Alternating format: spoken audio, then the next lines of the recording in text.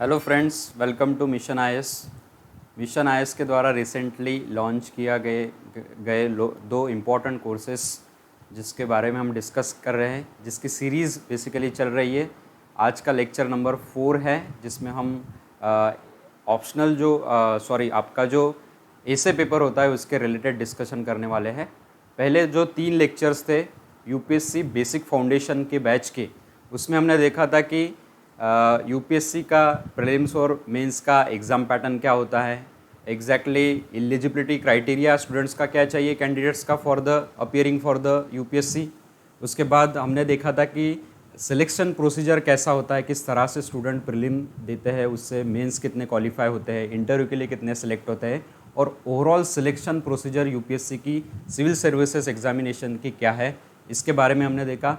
उसके बाद जिन बच्चों का मेनली एम है for the IAS, so how and when we need to start preparing for the IAS, कब हमने और कैसे यूपीएससी के द्वारा आईएएस के लिए प्रिपरेशन स्टार्ट करना चाहिए, कब करना चाहिए, ये डे 1 में हमने देखा था। डे 2 में हमने देखा था कि यूपीएससी प्रिलिमिनरी पैटर्न क्या है, प्रीलिम एग्ज़ाम के 2 इम्पॉर्टेंट सब्जेक्ट्स क्या है, उसका पैटर्न किस तरह का है, यूपीएससी प्रीलिम्स में जो 2 पेपर है जनरल स्टडीज़ का और सीसैट का, उसमें किस तरह का सिलेबस डिस्ट्रीब्यूट किया है यूपीएससी ने। उसके साथ साथ यूपीएससी प्रीलिम के लिए हमारी प्रिपरेशन की स्ट्रैटेजी कैसे होनी चाहिए, इसके बारे में भी हमने देखा था। थर्ड डे में हमने देखा था कि यूपीएससी मेंस में जो जीएस पेपर है, जनरल स्टडीज़ के जो 4 पेपर होते हैं डिस्क्रिप्टिवली आपको लिखने पड़ते हैं उसमें, so GS paper 1, GS paper 2, GS paper 3 और जीएस पेपर 4, चारों के डिटेल में सिलेबस हमने देखे थे। एग्ज़ाम पैटर्न किस तरह का है, सिलेबस को हमने समझने की कोशिश की थी, और सिलेबस रिलेटेड टॉपिक्स किस तरह से हमें प्रिपेयर करने हैं, उसके रिलेटेड क्वेश्चंस किस तरह से अराइज हो सकते हैं, इसका भी हमने जो डिस्कशन है वो देखा था लास्ट लेक्चर में। उसके साथ साथ मेंस में जीएस पेपर के लिए हमारी प्रिपरेशन स्ट्रैटेजी जो है वो कैसे होनी चाहिए, किस तरह से हमें प्रिपरेशन करना है for the GS paper specifically, वो हमने देखा था। आज का जो डे 4 है फाउंडेशन कोर्स बेसिक का यूपीएससी, उसमें हम देखने वाले हैं कि एसे पेपर जो बहुत ज़्यादा इम्पॉर्टेंट है हमारे यूपीएससी मेंस एग्जामिनेशन में, और जिसका स्कोर जो है वो काफ़ी मायने रखता है हमारे ओवरऑल टोटल में। सो उसके बारे में आज हम देखने वाले हैं। एसे पेपर एग्जैक्टली होता क्या है, एसे पेपर की प्रिपरेशन कैसे करनी चाहिए, और किस तरह की स्ट्रैटेजी हमारे पास होनी चाहिए एसे पेपर के लिए प्रिपेयर करते वक्त। सो इस तरह का डिस्कशन आज के लेक्चर 4 में हम देखने वाले हैं। सो स्टार्ट करते हैं। So this is our team of mission IAS, this is about me. So आज का जो लेक्चर है उसमें 3 इम्पॉर्टेंट टॉपिक हम कवर अप करने वाले हैं, जिसमें यूपीएससी सीएसई का आपका जो मेंस पेपर है उसके रिलेटेड हम देखेंगे कि एग्जैक्टली मेंस पेपर किस तरह से डिज़ाइन किया है। उसके साथ साथ हमें जो एसे लिखना है, सो एसे लिखने की किस तरह की टेक्निक्स होती है, किस तरह से हमें एसे लिखना है। उसके साथ साथ जो साइड रीडिंग है हमारा, यानी एसे के लिए जो हमें साइड रीडिंग थोड़ा बहुत करना पड़ता है हमारे प्रिपरेशन के दौरान ही, वो साइड रीडिंग का जो इम्पोर्टेंस है वो हमारे एसे पेपर के लिए कितना ज़्यादा है, किस तरह का साइड रीडिंग हमारा होना चाहिए प्रिपरेशन के रिलेटेड ही। सो ये सारी चीज़ें आज के लेक्चर में हम देखेंगे। सो आज का मेन पर्पज़ है कि एसे पेपर रिलेटेड जितने भी आपकी क्वेरीज होगी वो सारी की सारी आज के इस लेक्चर में कवर अप की जाएगी, क्लियर की जाएगी। सो पहले तो देखते हैं कि एसे का एग्जैक्टली पैटर्न क्या है। जैसे हमने प्रिलिमिनरी एग्ज़ाम का पैटर्न देखा था, जीएस के 4 पेपर्स का भी एग्जैक्ट पैटर्न देखा था, किस तरह से मार्क्स डिस्ट्रीब्यूट है, किस तरह से मार्क्स उसमें पूछे जाते हैं, कौन से क्वेश्चंस को कितने मार्क्स है, और ओवरऑल टोटल कैसे काउंट किया जाता है। सो एसे का पेपर भी है जो नियर अबाउट आपको 250 के लिए पूछा जाता है। 250 मार्क्स के लिए एसे पेपर होता है, एक ही पेपर होता है। उसके बाद टाइम लिमिट जो है सेम है, जितने भी मेंस के पेपर है हमारे उसके लिए टाइम लिमिट जो है सेम है, 3 आवर्स की टाइम लिमिट रहती है। 3 आवर्स में हमें एसे लिखने होते हैं। सो पेपर 1 बेसिकली होता है जो हमारा शेड्यूल होता है यूपीएससी मेंस का। उसके पहले एक तो इस तरह का शेड्यूल हो सकता है कि आपके पहले लैंग्वेज के पेपर हो, उसके बाद पेपर 1 जो है वो आपका एसे हो जाए, ठीक है। कभी कभी ऐसा भी होता है कि शेड्यूल में आपका लैंग्वेज के पेपर जो है वो बाद में लिए जाते हैं आफ्टर द ऑप्शनल पेपर, लेकिन जैसे ही मेंस की जो एग्ज़ाम हो स्टार्ट होगी, अगर आपके लैंग्वेज के पेपर ना हो तो डायरेक्टली आपके जीएस के पेपर नहीं होंगे, पहले आपका एसे का पेपर ही होगा, इसलिए इसको पेपर 1 कहा गया है। सो पहला पेपर जो आपका एसे का ही होगा। सो इस एसे पेपर में आपको बेसिकली 2 एसेज लिखने होते हैं, 2 एसेज लिखने हैं, 2 essays, 1 topic from each of the following section A and section B. यानी क्या कि आपको 2 सेक्शंस दिए जाएंगे, सेक्शन ए और section B. So section A में से एक लिखना है और सेक्शन बी में से लिखना है। कैसे लिखना है, किस तरह के टॉपिक्स हमें चूज़ करने होते हैं, ये भी हम जानने की कोशिश करेंगे। सो ओवरऑल अगर देखा जाए तो 2 ऐसे हमें 250 मार्क्स के लिए लिखने हैं। उसके साथ साथ जो वर्ड लिमिट है वो ध्यान दें कि जैसे मैंने जीएस के पेपर में आपको कहा था कि कुछ क्वेश्चन जो होते हैं वो 10 मार्क्स के लिए आते हैं, कुछ क्वेश्चन जो है वो 20 मार्क्स के लिए आते हैं। जो 10 मार्क्स के लिए क्वेश्चन आते हैं उसकी वर्ड लिमिट जो है वो 150 वर्ड्स है, और जो 20 मार्क्स के लिए क्वेश्चन आता है उसकी वर्ड लिमिट जो है वो 250 वर्ड्स है। यानी ये जो वर्ड लिमिट के इंस्ट्रक्शंस है ऑलरेडी पेपर में आपको दिए जाते हैं, और ये भी कहा जाता है कि आप उस वर्ड लिमिट को क्रॉस ना करें, ठीक है। सो उस वर्ड्स लिमिट में ही आपको क्वेश्चन आंसर जो लिखने होते हैं। ऐसे के भी वैसे ही वर्ड लिमिट जो है वो डिफाइन की गई है by the commission. 1000 to 1200 words में हमें एक ऐसे लिखना है, ऐसे 2 ऐसे हमें लिखने होते हैं हमारे पूरे पेपर में।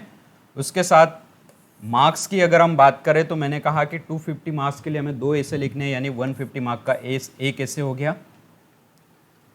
रिटन लैंग्वेज की अगर हम बात करें, जीएस पेपर में ये पॉइंट हमने डिस्कस नहीं किया था, लेकिन ये पॉइंट मैं आपको बता देता हूँ कि रिटन लैंग्वेज जो होती है हमारे मेंस की, जब हम प्रिलिमिनरी एग्ज़ाम का जब फॉर्म भरते, एप्लीकेशन भरते हैं, तभी हमें लैंग्वेज चूज़ करनी होती है कि हमारे मेंस की लैंग्वेज क्या होगी। मेंस में भी लैंग्वेज में भी हमें इंग्लिश पेपर तो कंपलसरी रहता ही है, उसके साथ साथ रीजनल लैंग्वेज हमें चूज़ करनी पड़ती है जिसका कंपलसरी एक पेपर होता है। उसके साथ आपको पूछा जाता है कि आपके पेपर 1 से लेकर पेपर 7 तक के जो लैंग्वेज है वो कौन सी आपको चाहिए। आप एक तो इंग्लिश चूज़ कर सकते हो, मराठी चूज़ कर सकते हो, हिंदी चूज़ कर सकते हो, आपकी जो रीजनल लैंग्वेज होगी आप चूज़ कर सकते हो, लेकिन आपको ये एप्लीकेशन भरते वक्त ही चूज़ करने पड़ती है। और वही लैंग्वेज जो है आपके ऑप्शनल की होंगी, आपके जीएस की होंगी, या फिर आपके एसे पेपर की होंगी, वो जो लैंग्वेज है वही लैंग्वेज में आपको एसे लिखना है। सो ये लैंग्वेज बाद में आपके जो एडमिट कार्ड होता है मेंस का, उस पर भी डिनोट की जाती है कि आप जो भी आंसर्स लिखेंगे आपको उसी लैंग्वेज में लिखनी है जो आपने एप्लीकेशन फॉर्म में दी है। अगर आप उस लैंग्वेज के अलग लैंग्वेज में अगर आंसर लिखते हो तो आपके पेपर्स मेनली चेक नहीं होंगे। सो बेसिकली जो लैंग्वेज हमने चूज़ की है उसी लैंग्वेज में हमारे आंसर्स लिखने हैं।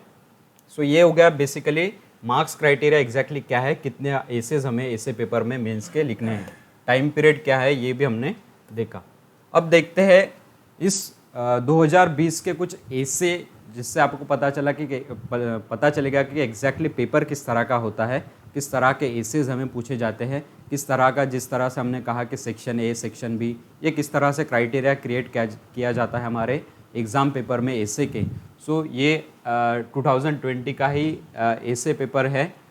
प्रीवियस ईयर क्वेश्चन पेपर्स और एसे के जो पेपर्स हैं जीएस के होंगे, ऑप्शनल के होंगे, ये आपको upsc.gov.in पर मिल जाएंगे। सो बेसिकली जितने भी सारे हमारे पेपर्स हैं ये आपको मिल जाएंगे हमारी जो यूपीएससी की ऑफिशियल वेबसाइट है, उस पर सारे प्रीवियस ईयर क्वेश्चंस आपको मिल जाएंगे। सो ये ऑफिशियल वेबसाइट है यूपीएससी की, upsc.gov.in, इस पर सारे प्रीवियस ईयर क्वेश्चन जो है आपको मिल जाएंगे। उस पर से ही ये निकाला गया इस साल का 2020 का पिछले साल का ये पेपर है। इसमें हम देखते हैं कि एग्जैक्टली किस तरह के टॉपिक्स आपको पूछे गए हैं, सेक्शन ए में किस तरह के टॉपिक थे और सेक्शन बी में किस तरह के टॉपिक्स थे। तो आपके जो क्वेश्चन पेपर है उसमें ही ऑलरेडी ये सारी चीज़ें डिनोट की जाती है कि आपको 2 ऐसे दिए गए हैं, उसमें से एक कोई भी टॉपिक आपको चूज़ करना है सेक्शन ए में से और सेक्शन बी में से। वर्ड लिमिट आपको दी गई है यहाँ पे 1000 to 1200 वर्ड्स के करीबन, और मार्क्स भी यहाँ पे डिनोट किए गए हैं। सो सारी चीज़ें इंस्ट्रक्शंस में क्वेश्चंस पेपर में ही दी गई है। सो यहाँ पे स्पेसिफिकली मेंशन किया है कि सेक्शन ए में से आपको एक कोई तो भी चूज़ करना है। सो सेक्शन ए में 4 टॉपिक्स आपको दिए जाते हैं, 4 टॉपिक्स।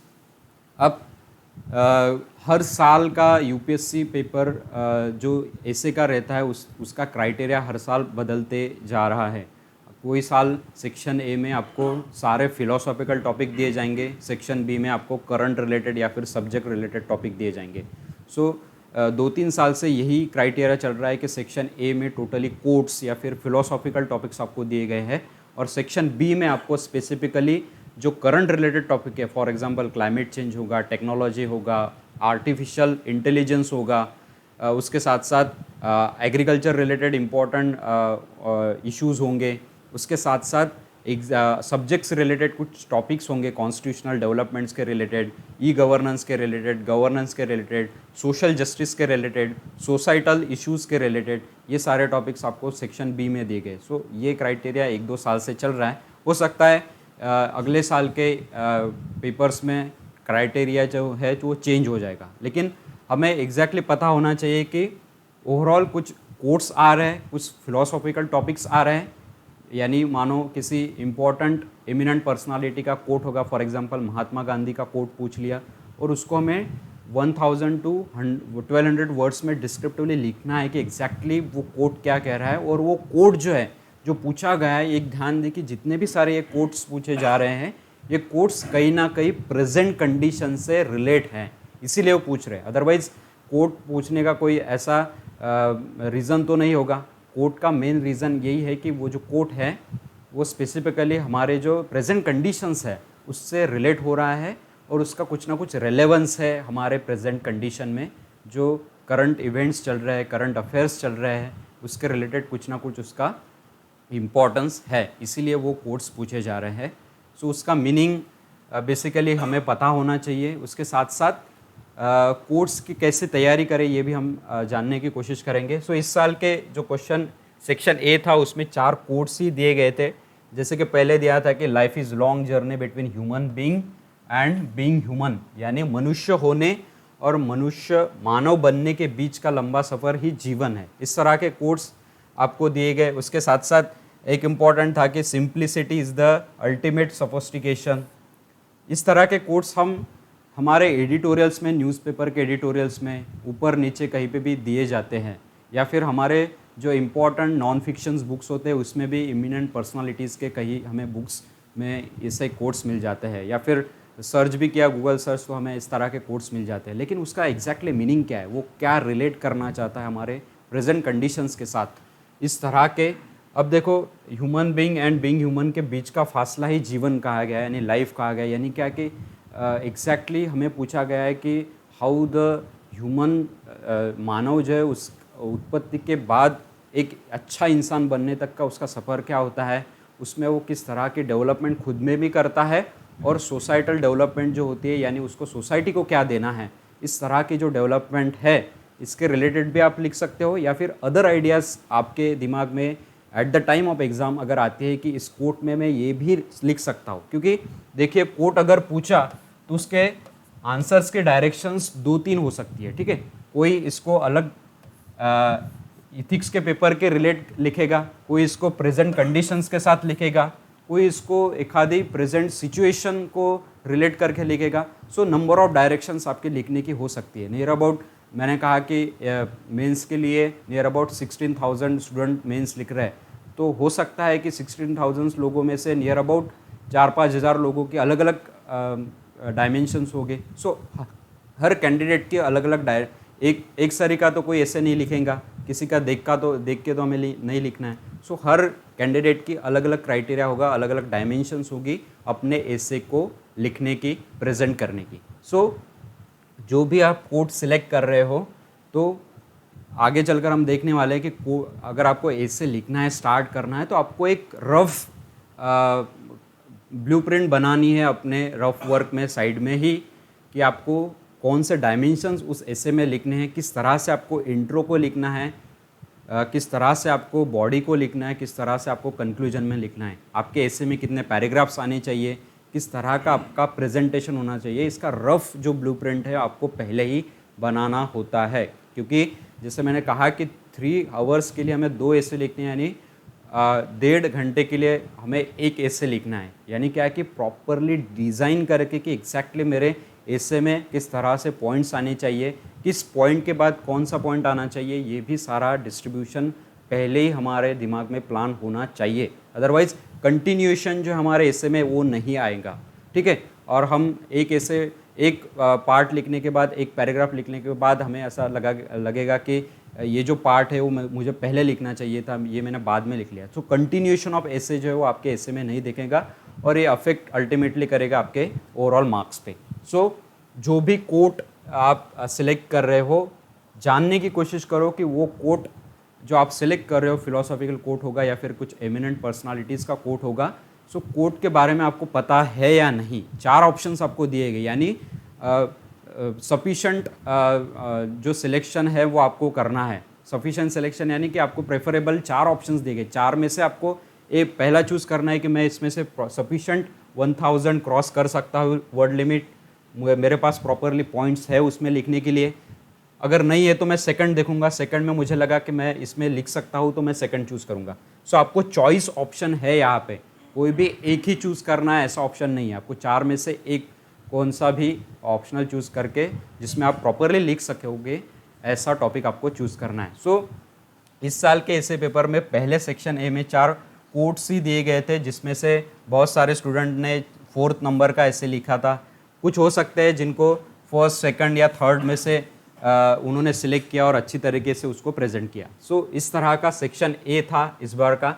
अब देखते हैं सेक्शन बी का। सेक्शन बी में जैसे मैंने कहा था कि इस साल के सेक्शन बी में कुछ करंट रिलेटेड, हिस्टोरिकल रिलेटेड यानी सब्जेक्ट रिलेटेड कुछ ऐसे पूछे गए थे। पिछले साल आर्टिफिशियल इंटेलिजेंस पर पूछा गया था ऐसे। सो हो सकता है कि जो करंट इवेंट्स है जिसका इम्पोर्टेंस है हमारे प्रेजेंट सिचुएशन में, उसके रिलेटेड आपको ऐसे पूछे जाएंगे। सो सेक्शन बी जो है जिसमें से हमें एक चूज़ करना था, उसमें भी 4 ऑप्शंस दिए गए थे। जैसे पहला पूछा था कि कल्चर रिलेटेड और सिविलाइजेशन रिलेटेड, ये ऐसे था। उसके बाद 4th देखे तो टेक्नोलॉजी रिलेटेड था, ठीक है, कि टेक्नोलॉजी एक साइलेंट फैक्टर कैसा है इंटरनेशनल रिलेशंस में, उसका महत्व किस तरह से बढ़ रहा है, किस तरह का इम्पोर्टेंस है। उसके बाद सोसाइटल, जैसे मैंने कहा कि सोसाइटल पूछा जा सकता है, सोसाइटी रिलेटेड।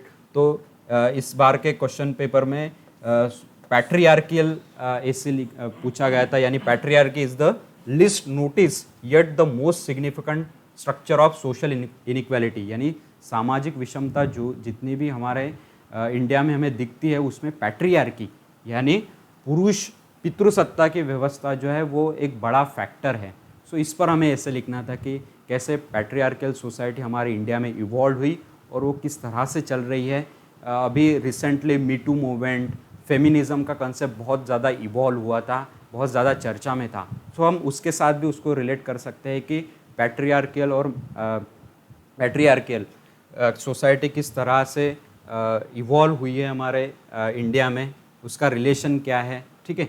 सो इसके रिलेटेड हमें इस एसे में लिखना था। उसके बाद सोशल जस्टिस के रिलेटेड भी पूछा गया था कि there can be no social justice without economic prosperity, but economic prosperity without social justice in meaningless, यानी आपको घुमा फिरा के ही पूछा गया है कि बिना आर्थिक वृद्धि के सामाजिक न्याय नहीं हो सकता, यानी इकोनॉमिक डेवलपमेंट या फिर इकोनॉमिक प्रॉस्पेरिटी हमें चाहिए सोशल जस्टिस यानी सामाजिक न्याय देने में।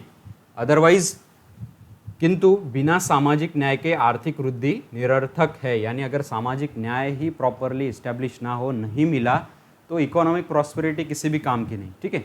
सो इस तरह का ये क्वेश्चन था। इसमें ही हमें different type of examples, different type of इसके रिलेटेड कुछ सुप्रीम कोर्ट के जजमेंट्स होंगे related with the social justice, कुछ सोशल जस्टिस रिलेटेड रिपोर्ट होगा जिसमें से हमें पता चलता है कि इकोनॉमिक प्रॉस्पेरिटी को हम किस तरह से सोशल जस्टिस को रिलेट कर सकते हैं, सामाजिक न्याय को।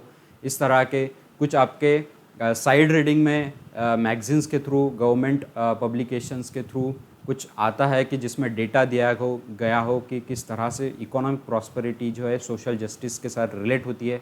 सो ये सारा डेटा एक साथ आपको एक तरह से डिस्ट्रीब्यूट करके प्रॉपरली उसको लिखना था इस एसे में। सो इस तरह के कुछ ये हो गया हिस्टोरिकल, यानी ये सब्जेक्ट रिलेटेड ही था।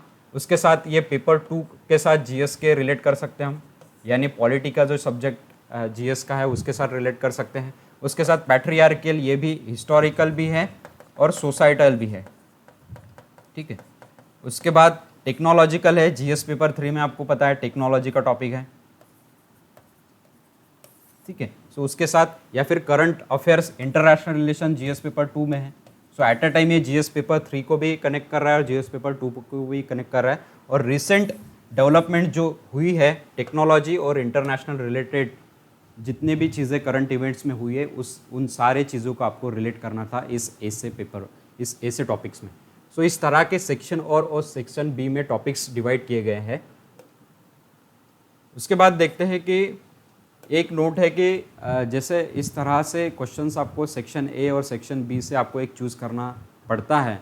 2013 के पहले ऐसा कुछ नहीं था। 2013 के पहले आपको एक ही एसे लिखना होता था जो 200 मार्क्स के लिए पूछा जाता था। आज 125 मार्क्स के लिए पूछा जाता है एक एसे।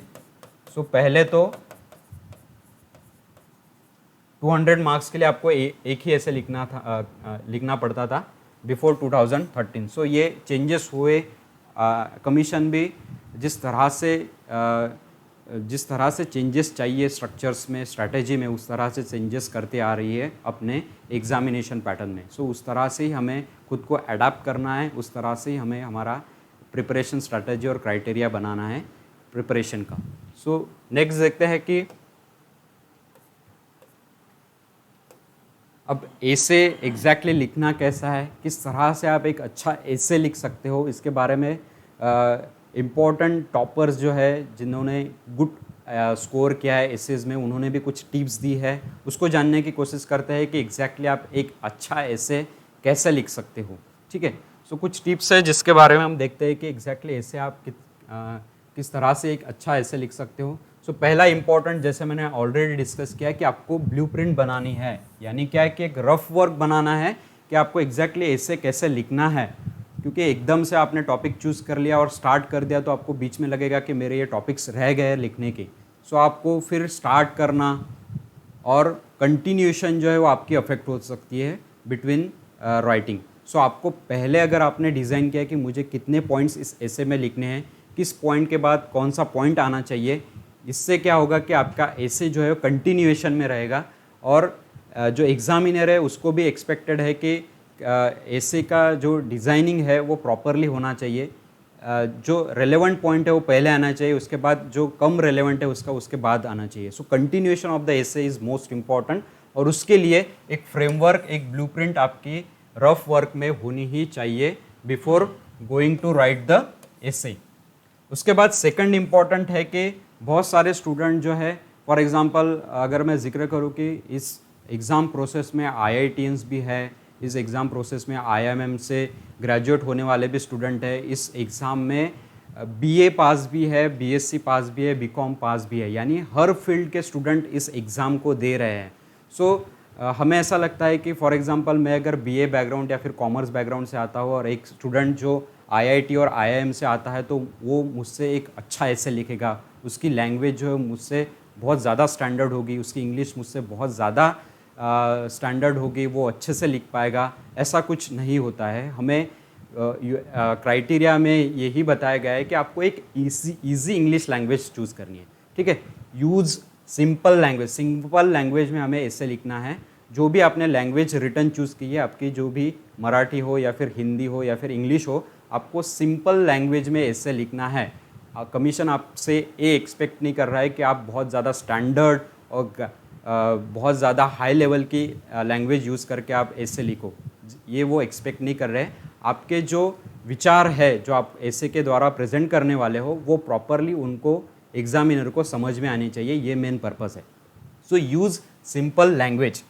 उसके बाद थर्ड जो है कि the idea of using ornamental language और शोकेस योर इंग्लिश वोकेबलरी में बैकफायर एट टाइम्स, यानी अभी जो मैंने बताया कि आप जो लैंग्वेज चूज़ कर रहे हो वो शोकेसेबल नहीं होनी चाहिए, यानी फ्लावरेबल नहीं होनी चाहिए कि हमें कुछ डिज़ाइन निकालनी है, कुछ अलग तरीके से इम्प्रेस करने की कोशिश करनी है एग्ज़ामिनर को, इस तरह की लैंग्वेज जो है हमें चूज़ नहीं करनी है। इसका बहुत ज़्यादा बैड इम्पैक्ट पड़ता है आपके एसे राइटिंग पर, और ये इससे आपके मार्क्स भी अफेक्ट हो जाते हैं।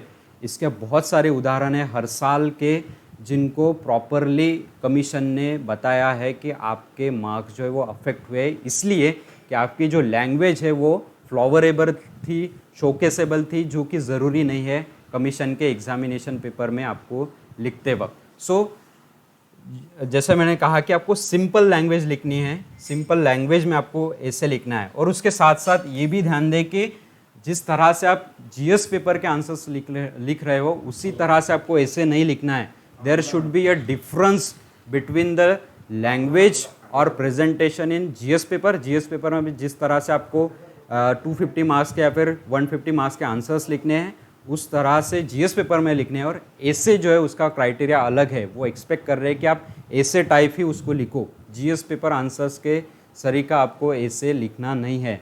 ऐसे में प्रॉपरली आपको डिस्ट्रीब्यूशन करना है कि आप इंट्रोडक्शन प्रॉपरली उस कोड के या फिर सब्जेक्ट के रिलेटेड लिखो, जिसमें आप कोड्स का भी इस्तेमाल कर सकते हो। So the introduction should be more curable, क्योंकि एग्जामिनर आपका पहले इंट्रोडक्शन ही देखता है। अगर इंट्रोडक्शन से उसको लगा कि मैं क्यूरियस हूँ आगे का पार्ट पढ़ने में, तभी वो आपका आगे का पार्ट पढ़ेगा ऐसे का। अदरवाइज़ वो इंट्रोडक्शन, अगर आपका प्रेजेंटेशन जो है इंट्रोडक्शन का वही अगर बहुत कम और लो रह गया, तो आपका ऐसे जो है बाकी का वो करेगा ही नहीं, चेक ही नहीं करेगा। वो लगेगा कि ये एक एवरेज स्टूडेंट है जिसमें कुछ क्वालिटीज़ जो मुझे चाहिए थी वो नहीं है, और आपके मार्क्स ओवरऑल जो है वो अफेक्ट हो जाएंगे। सो प्रेजेंटेशन ऑफ इंट्रोडक्शन बहुत ज़्यादा इंपॉर्टेंट है, उसके बाद ही वो बॉडी और कंक्लूजन की तरफ जाएगा। So the start of the essay is most important, ठीक है। सो और ये भी ध्यान में रखना है कि उसको ये भी ध्यान में ना आए कि आपने जो एसे लिखा है वो जीएस पेपर के जैसा ही लिखा है, जीएस आंसर्स के जैसा ही लिखा है, ये भी उसके ध्यान में नहीं आना चाहिए। प्रॉपरली एसे का जो प्रेजेंटेशन है वो आपके एसे पेपर में होना चाहिए।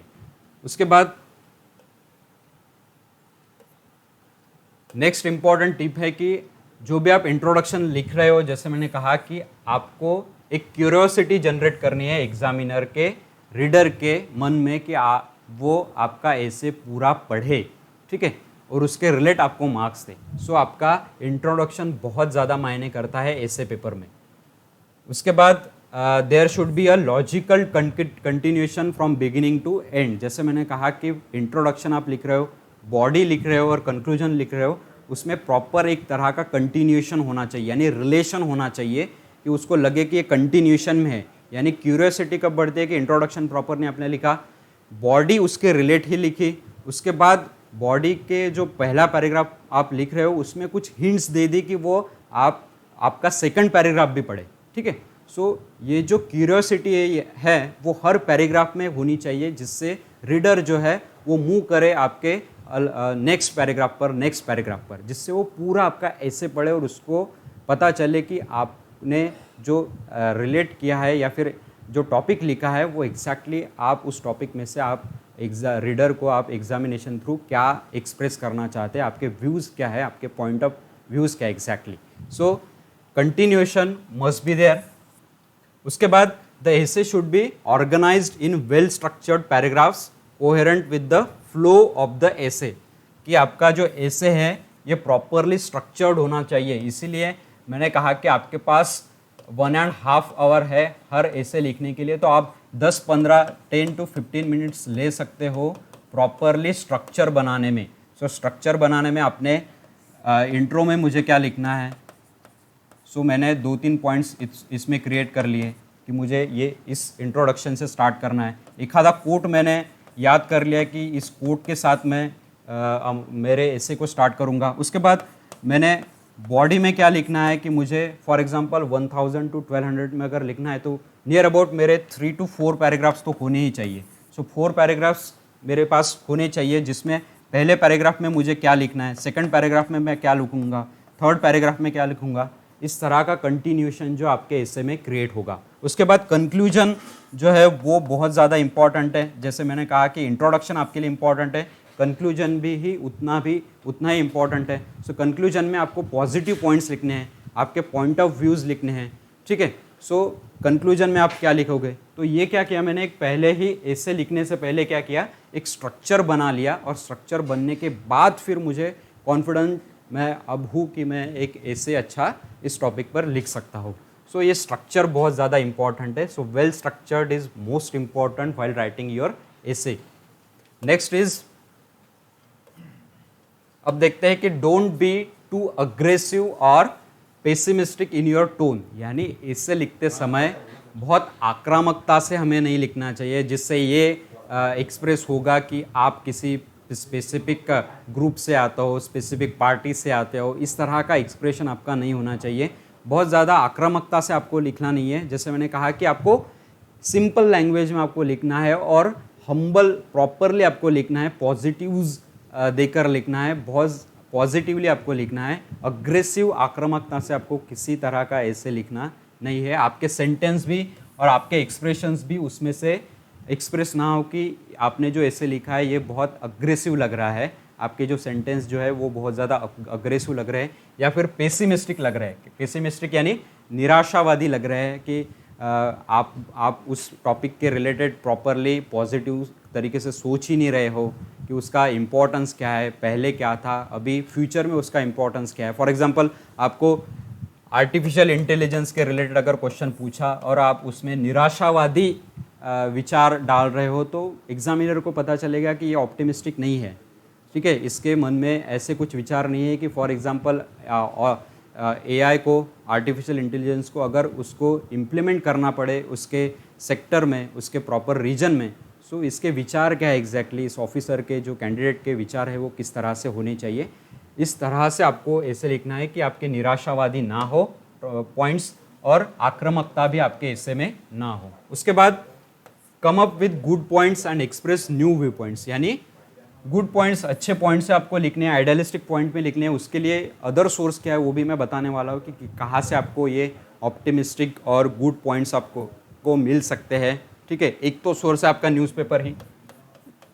ठीक है, न्यूज़पेपर से आपको अच्छे पॉइंट्स आपको मिल सकते हैं। न्यूज़पेपर में बहुत सारे एडिटोरियल्स होते हैं जिसमें आइडियलिस्टिक पॉइंट्स दिए जाते हैं, कुछ गुड पॉइंट्स दिए जाते हैं related with the specific topic. ठीक है, उसके बाद न्यू व्यू पॉइंट्स भी लिखने हैं। ये बहुत ज़्यादा एक्सपेक्टेड है आपसे, क्योंकि एग्ज़ाम लेने का और ऐसे पेपर डिज़ाइन करने का मेन पर्पज़ यही है कि जो कैंडिडेट है जिसको एज अ ऑफिसर हम सिलेक्ट करने वाले हैं, तो उसके पॉइंट ऑफ व्यू है क्या एग्जैक्टली, वो किस तरह की सोच है उसकी एग्जैक्टली, उसकी थिंकिंग प्रोसेस क्या है। ठीक है, अगर कुछ सोसाइटल इश्यूज़ है, मानो पैट्रियार्की जिससे पूछा गया, और आप पैट्रियार्की यानी पितृसत्ता की ही अगर वाह कर रहे हो ऐसे में और फेमिनिज्म या फिर इससे रिलेटेड एकदम आक्रामक तरीके से लिख रहे हो, तो ये बैड इंप्रेशन पड़ेगा आपके ओवरऑल ऐसे पर। सो आपको गुड पॉइंट्स लिखने हैं और व्यू पॉइंट्स भी देने हैं कि किस तरह से आपकी दिशाएं है आगे की। ठीक है, उसके बाद एक और प्रिपरेशन के दौरान आपको ये ध्यान में आना चाहिए कि आप जो वेल रिटन एसेज है जो बेसिकली न्यूज़पेपर्स में दिए जाते हैं एक्सपर्ट्स थ्रू। ठीक है, उसके बाद कुछ मैगजीन्स होती है जिसमें एसेज और कुछ टॉपिक्स दिए जाते हैं। फॉर एग्जांपल आर्टिफिशियल इंटेलिजेंस पर आ गया, उसके बाद क्लाइमेट चेंज पर कुछ टॉपिक आ गया जिस पर एक उस क्लाइमेट चेंज एक्टिविस्ट ने या फिर उस रिलेटेड फील्ड के जो एक्सपर्ट्स है उसने उस पर व्यू पॉइंट्स दिए हो। सो उनका सहारा आप ऐसे के रिटर्न के दौरान ले सकते हो। उसके साथ साथ उन्होंने किस तरह से अपने ऐसे को फ्रेम किया है, उसमें इंट्रोडक्शन में उन्होंने किस तरह से उसको डिज़ाइन किया, कंक्लूजन में उन्होंने क्या ऑप्टिमिस्टिक व्यू पॉइंट्स दिए हैं, उस तरह से आपको पता चलेगा कि न्यूज़पेपर में और मैगजीन में से आप सहारा ले सकते हो ऐसे पेपर राइटिंग करते वक्त, या फिर आंसर राइटिंग करते वक्त इस चीज़ों का सहारा आप ले सकते हो। उसके बाद आपको ऐसे पेपर के लिए किसी भी तरह की सेपरेट कोचिंग या फिर प्रिपरेशन की ज़रूरत नहीं होती है। जो आप ओवरऑल मेंस के लिए प्रिपेयर कर रहे हो, आपके जो सब्जेक्ट्स है, जैसे मैंने कहा कि एक तो सेक्शन है ही जिसमें आपके सब्जेक्ट रिलेटेड ही क्वेश्चंस आ रहे हैं, ऐसे के टॉपिक्स आ रहे हैं। सो आपके सब्जेक्ट अंडरस्टैंडिंग अगर अच्छी तरीके से हो तो आप ऐसे को अच्छी तरीके से डिज़ाइन कर सकते हो। आपके कंसेप्ट अगर क्लियर हो, फॉर एग्जांपल एनसीईआरटीज़ के और रेफरेंस बुक्स के, तो आप ऐसे को अच्छी तरीके से डिज़ाइन कर सकते हो कि मुझे इस टॉपिक में एग्जैक्टली कैसे लिखना है, किस तरह से मेरी अंडरस्टैंडिंग है इस टॉपिक की। ठीक है, सो आपको किसी भी तरह की सेपरेट कोचिंग की ज़रूरत नहीं होती है। हाँ, आप रेफ़र कर सकते हो टॉपर्स के ऐसे जो अब आगे हम देखने वाले हैं। आप एक्सपर्ट्स से राय ले सकते हो, आप उनसे ऐसे चेक करवा सकते हो कि एग्जैक्टली मेरे ऐसे का क्राइटेरिया किस तरह का है, किस तरह का मैंने इंट्रोडक्शन लिखा है, किस तरह के मेरे पॉइंट ऑफ व्यू होने चाहिए, और वो अगर ऐसे इसको पढ़ रहे हो तो वो इसको ओवरऑल कितने मार्क्स देंगे। सो इस तरह का गाइडेंस आप ले सकते हो। सेपरेट कोचिंग की किसी भी तरह की ज़रूरत नहीं है। उसके बाद इम्पॉर्टेंट है कि आप अगर आपका जीएस पेपर भी, जनरल स्टडीज़ के पेपर भी आप अच्छे से करो तो आपका सफिशेंट प्रिपरेशन हो जाएगा आपका एसे का। लेकिन ये भी ध्यान रखना है कि आप जो राइट कर रहे हो यानी लिख रहे हो एसे, आप में एक विश्लेषणात्मक तरीके से आपकी सोच होनी चाहिए, जैसे कि यूपीएससी को एक्सपेक्ट है। ठीक है। सो जैसे मैंने कहा कि आपको आइडियलिस्टिक पॉइंट लिखना है, अग्रेसिव नहीं लिखना है, उसके साथ साथ पेसिमिस्टिक भी नहीं लिखना है, निराशावादी आपका ऐसे नहीं होना चाहिए। उसके बाद जैसे मैंने कहा अभी कि आपके जो मॉक एसेज है, यानी आप कुछ टेस्ट सीरीज ज्वाइन कर रहे हो या फिर एसेज खुद लिख रहे हो, स्टार्ट कर रहे हो लिखते वक्त, तो आप जो आपने ऐसे लिखा है वो एक्सपर्ट से आप चेक करवा सकते हो, जिससे आपको पता चलेगा कि एग्जैक्टली मुझे कहाँ पे खामियां है मेरी, कहाँ पे मुझे इम्प्रोवाइज़ करना है मेरे ऐसे को, किस तरह के मेरी डिज़ाइन जो है वो ऐसे की प्रॉपरली स्ट्रक्चर नहीं बन रहा है, किस तरह से मेरा प्रॉपरली स्ट्रक्चर होना चाहिए। ठीक है। सो ये थे इंपॉर्टेंट पॉइंट्स, कुछ ऐसे रिलेटेड इंपॉर्टेंट टिप्स। नेक्स्ट देखते हैं अभी कि जो इम्पोर्टेंट पार्ट है कि ऐसे पेपर की तैयारी करते वक्त, जैसे मैंने कहा कि सेपरेट आपको कुछ कोचिंग की वगैरह ज़रूरत नहीं है। जीएस का जो आपका स्टडी है उसके रिलेटेड ही आपको कुछ टॉपिक्स आ रहे हैं, कुछ फिलोसॉफिकल आ रहा है, कोर्ट्स रिलेटेड आ रहा है कि, लेकिन उसमें भी आप आपके जीएस का जो नॉलेज है वो रिलेट कर सकते हो। ठीक है। सो इसी तरह से आपका जीएस का जो नॉलेज आपने लिया है ड्यूरिंग योर प्रिपरेशन, वो आपको हेल्प करेगा एक गुड एसे लिखने में। लेकिन उसके साथ साथ कुछ इम्पॉर्टेंट साइड रीडिंग भी होती है आपके प्रिपरेशन के दौरान ही, जो आपको हेल्प कर सकती है व्हाइल राइटिंग अ गुड एसे। ठीक है। सो प्रिपरेशन के दौरान ही बहुत सारे स्टूडेंट्स को नॉन फिक्शन, फिक्शन पढ़ने की आदत होती है, उनकी हॉबी होती है कि मैं नए नए बुक्स पढूं। सो इसका फ़ायदा भी उन बच्चों को होता है कि वो बहुत सारे कोट्स इम्पॉर्टेंट, बहुत सारे लाइव स्टोरीज़ जो है वो रिलेट कर सकते हैं अपने एसे में, जो प्रॉपरली रिफ्लेक्ट कर रही है उस टॉपिक को। सो बेसिकली हमें जो बच्चे फिक्शन पढ़ रहे हैं, नॉन फिक्शन पढ़ रहे हैं, उसमें से भी हमें नॉन फिक्शन पढ़ना है। ठीक है। यानी अकाल्पनिक चीज़ें पढ़नी है। ठीक है। यानी काल्पनिकता हमारे ऐसे में, जैसे मैंने कहा कि अग्रेसिवनेस, पेसिमिस्टिक नहीं होना चाहिए। पेसिमिस्टिक यानी एक तरह का हमें काल्पनिकता की ओर ही ले जाता है। ठीक है। सो काल्पनिक चीज़ें हमें नहीं पढ़नी है, या फिर काल्पनिक उदाहरणें ही हमें नहीं देनी है, अकाल्पनिक होनी चाहिए। ठीक है। सो नॉन फिक्शन हमें पढ़ना है, बेसिकली हमारे रीडिंग में होना चाहिए नॉन फिक्शन। यहाँ पे मैंने कुछ एग्जांपल भी दिए हैं। ठीक है। जैसे अगर आर्टिफिशियल इंटेलिजेंस का अगर ऐसे आया तो इसके लिए बहुत अच्छा एक सोर्स था, युवल हरारी का एक बुक है होमोडियस।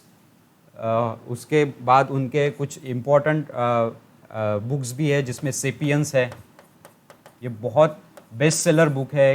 ठीक है। 21वीं सेंचुरी के रिलेटेड उनकी एक बुक है। सो ऐसे जो बुक्स है जिसमें से हम प्रॉपरली टॉपिक्स निकाल सकते हैं, प्रॉपरली गुड आइडियाज़ निकाल सकते हैं related with the current situations, artificial intelligence related, और related with the other situations, other technological developments. उसके साथ साथ एक और भी एक एग्जांपल देने के लिए एक अच्छा बुक है व्हाई नेशंस फेल। एक अच्छा बुक है जिसमें हम समझ सकते हैं इम्पोर्टेंस किसका, इनोवेशंस एग्जैक्टली क्या होता है, इनोवेशंस किस तरह से दुनिया में चल रहे हैं। उसके साथ साथ पॉलिटिकल और इकोनॉमिक फ्रीडम कितनी ज़रूरी है एक नेशन बिल्डिंग के लिए, नेशन को आगे ले जाने के लिए। सो इस तरह की चीज़ें उसमें दी गई है। सो आपको अगर जीएस पेपर 2 रिलेटेड अगर कुछ ऐसे आता है, या फिर फ्रीडम, इकोनॉमिक प्रॉस्पेरिटी जो आपको पूछा गया था, उसके बाद पॉलिटिकल फ्रीडम रिलेटेड, या फिर इनोवेटिव चीज़ों के रिलेटेड, इनोवेशन के इम्पोर्टेंस के रिलेटेड अगर कुछ ऐसे आता है, तो इस बुक से आप रेफरेंस ले सकते हो। इससे आपको रिलेट नहीं करना है डायरेक्टली, लेकिन उससे आपको आइडियाज़ मिल जाएंगे कि मुझे एग्जैक्टली क्या व्यू पॉइंट्स मेरे होने चाहिए। जो गुड आइडियाज़ है, गुड व्यू पॉइंट्स है, वो आपके हिस्से में आप लिख सकते हो। ठीक है। सो नॉन फिक्शन बेसिकली आपके रीडिंग में होना चाहिए ड्यूरिंग योर प्रिपरेशन, जिससे आप आपको मदद मिलेगी आपके एसेज में कुछ good ideas, good view points conclusion में बेसिकली लिखने के लिए। उसके बाद सेकंड है कि आप रेफ़र कर सकते हो कुछ स्पेसिफिक मैगजीन्स हैं, ठीक है, जैसे रिकमेंडेबल ही है ये प्रिपरेशन के दौरान। योजना एक मैगजीन आती है, ठीक है, government of India he publish करता है इसे। उसके बाद कुरुक्षेत्र एक आती है जो हमारी रूरल डेवलपमेंट मिनिस्ट्री है, वो इसको पब्लिश करती है। EPW economic and political weekly एक आती है मैगजीन। उसके साथ इकोनॉमिक सर्वे हमारा आता है, government of India he publish करता है, ठीक है। सो इससे भी आप बहुत सारी इंफॉर्मेशन, बहुत सारा स्टैटिस्टिक्स डेटा, उसके बाद कुछ आइडियल पॉइंट्स या आप इसमें से निकाल सकते हो जो आपके एसे को प्रॉपरली एक रियलिस्टिक बनाएंगे कि एग्जैक्टली वो सिचुएशन किस तरह की है, किस तरह के आपके पॉइंट ऑफ व्यूज़ हैं, ठीक है। सो डेटा स्टैटिस्टिक अगर आप आपके आंसर्स में डालते हो तो एक तरह की ऑथेंटिसिटी, श्योरिटी उस टॉपिक को मिल जाती है। और ये जो स्टैटिस्टिक्स है और डेटा जो है वो आपको गवर्नमेंट सोर्स से ही लेना है, ठीक है। और गवर्नमेंट सोर्स के ये बहुत सारे मैगजीन्स है, योजना है, कुरुक्षेत्र है, ठीक है, इकोनॉमिक सर्वे है जिससे आपको डेटा मिलेगा आपके ऐसे पेपर में लिखने के लिए। सो इसका एक बेस्ट एग्जांपल है कि आप अगर ट्राइबल इश्यूज़ पर फॉर एग्जांपल आपको एक आधा ऐसे आ गया तो आपने क्या किया कि कुरुक्षेत्र में एक आधा ट्राइबल रिलेटेड इशू होगा या फिर योजना में एक आधा ट्राइबल रिलेटेड इशू होगा जिसमें प्रॉपरली एक आधी स्कीम दी गई हो, कुछ डेटा दिया गया हो, problem related with the tribal areas, so उसको आप रिलेट कर पाओगे। पब्लिक हेल्थ रिलेटेड अगर कुछ ऐसे पूछा गया है तो फॉर एग्जांपल एक आधा इशू आता है योजना में public health related, for example Ayushman Bharat के रिलेटेड आपको ऐसे पूछा गया और उसके रिलेटेड कुछ आर्टिकल आया हो पिछले या फिर आपके प्रिपरेशन के दौरान किसी योजना कुरुक्षेत्र मैगजीन में, सो उस आर्टिकल से आपको पॉइंट ऑफ व्यूज़ मिल जाएंगे, डेटा मिल जाएगा जो आपके ऐसे में रिलेट कर पाओगे। सो कुछ आपको स्टैटिस्टिक्स भी मिलेगा जो आप रिलेट कर सकते हो, ठीक है। उसके बाद पॉजिटिव्स क्या है और क्रिटिसिज्म्स क्या है डिफरेंट गवर्नमेंट स्कीम्स का, ये भी आपको मिल जाएगा, ठीक है। सो ये सारी चीज़ें आपको कुछ साइड रीडिंग या फिर मैगजीन से आपको मिल सकती है जो आप ऐसे में लिख सकते हो। उसके बाद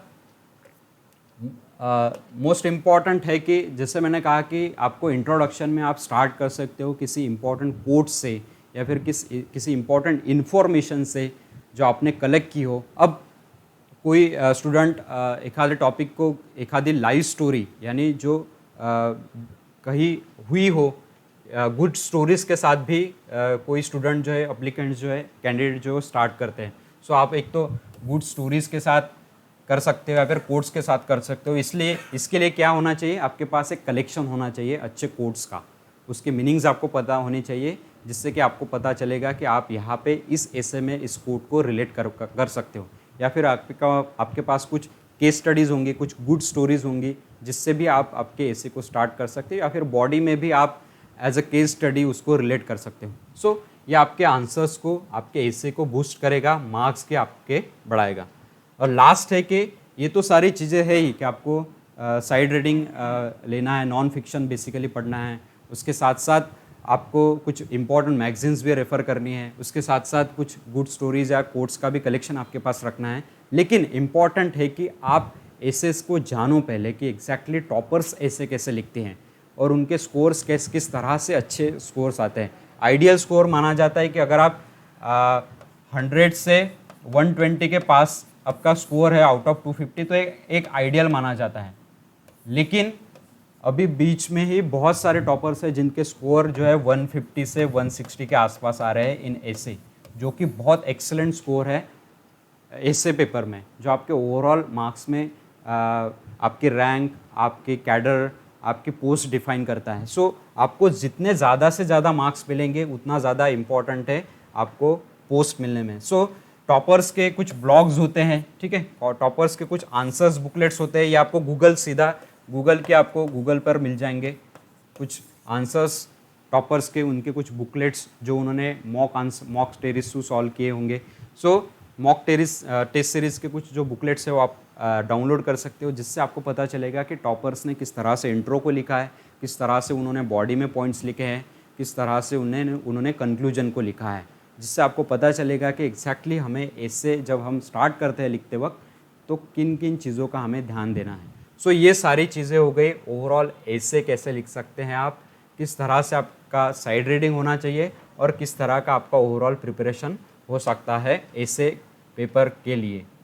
सो ये था ओवरऑल ऐसे के बारे में जो आज के लेक्चर में हमने देखा कि एग्जैक्टली ऐसे पेपर किस तरह का इम्पोर्टेंस क्रिएट करता है आपके ओवरऑल मेंस के मार्क्स में, मेंस के पेपर में। सो इस तरह का ऐसे पेपर आप डिज़ाइन कर सकते हो। इसके रिलेटेड कुछ क्वेरीज होंगी जो आप आगे चलकर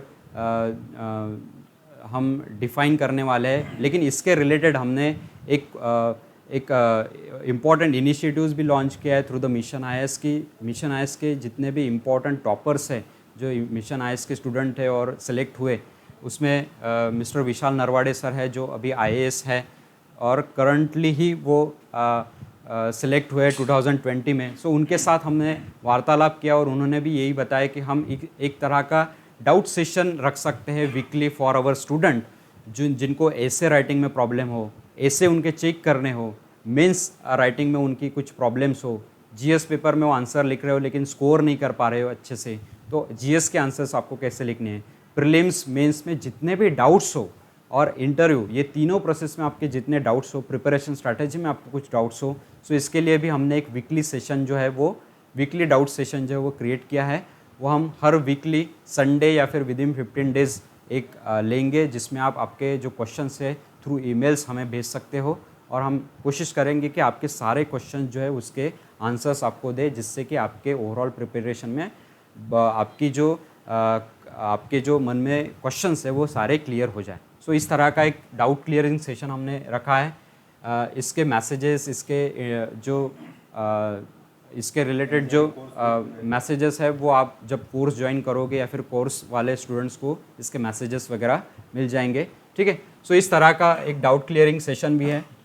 उसके अलावा हमने एक, जिस तरह से मैंने ये फाउंडेशन कोर्स हम ले रहे हैं, बेसिक फाउंडेशन कोर्स, उसी तरह का एक एनसीईआरटी का कोर्स भी हमने लॉन्च किया है इसी कोर्स के साथ, जिसमें 6 to 12 की जितने भी आपकी इंपॉर्टेंट एनसीईआरटीज़ है वो हम कवर अप करेंगे कॉम्प्रहेंसिवली, थोरोली।